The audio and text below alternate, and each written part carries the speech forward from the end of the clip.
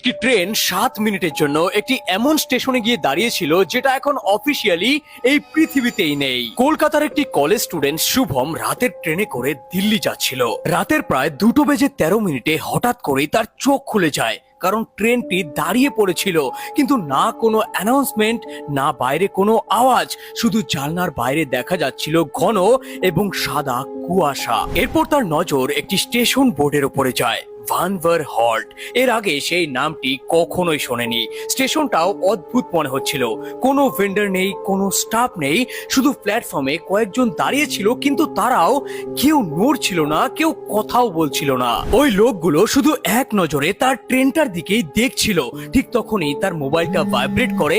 মোবাইলে কোনো নেটওয়ার্কই ছিল না, কিন্তু তাও একটা এসএমএস আসে আননোন নাম্বার থেকে। এসএমএসটায় লেখা ছিল, ওদের দিকে বেশিক্ষণ তাকিয়ে থেকো না। প্রথমে সে মনে করে এটা হয়তো কোনো প্র্যাঙ্ক হবে, কিন্তু ঠিক তখনই প্ল্যাটফর্মে দাঁড়িয়ে থাকা মানুষগুলোর মধ্যে একজন তার হাতটা ধীরে ধীরে উপরে করে আর তার জানলার দিকে ইশারা করে। সে ভয় পেয়ে যায় এবং তাড়াতাড়ি করে জানলাটা বন্ধ করে দেয়। কিন্তু কয়েক সেকেন্ড পরে তার কিউরিওসিটি আবারও জেগে ওঠে।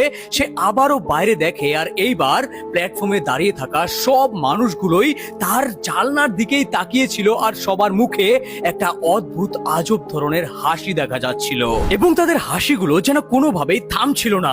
ধীরে ধীরে তাদের মুখের সাইজ এতটাই বড় হয়ে যাচ্ছিল যেন মুখটা এক্ষুনি ফেটে যাবে। ঠিক তখনই হঠাৎ করেই সমস্ত ট্রেনের লাইটস অফ হয়ে যায়, চারিদিকে শুধু অন্ধকারই দেখা যাচ্ছিল। আর ওই সময় সে শুনতে পায় কারো পায়ের শব্দ, যেন কেউ বাইরে থেকে ট্রেনের ভেতরে প্রবেশ